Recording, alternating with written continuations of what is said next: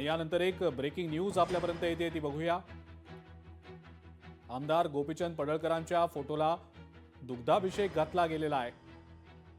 उल्हासनगरमधल्या गोपाळ समाजाच्या वतीनं हा दुग्धाभिषेक घालण्यात आलेला आहे। गोपाळ समाजासाठी स्वतंत्र आर्थिक महामंडळ स्थापन करा अशी मागणी विधानसभेमध्ये आमदार गोपीचंद पडळकर यांनी केलेली आहे। महाराष्ट्रातील उपेक्षित वंचित घटकांना न्याय देण्याच्या दृष्टिकोनातून न्याय द्या, गोपाळ समाजाला न्याय द्या, न्याय द्या, न्याय पडळकर साहेबांचा।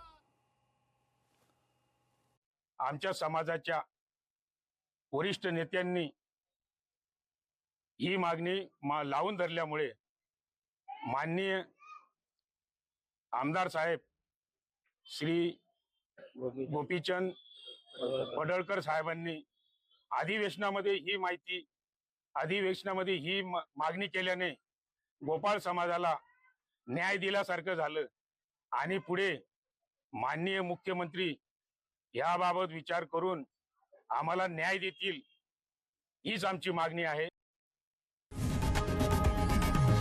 लोकशाही मराठी ऐका, पहा, जागरूक रहा।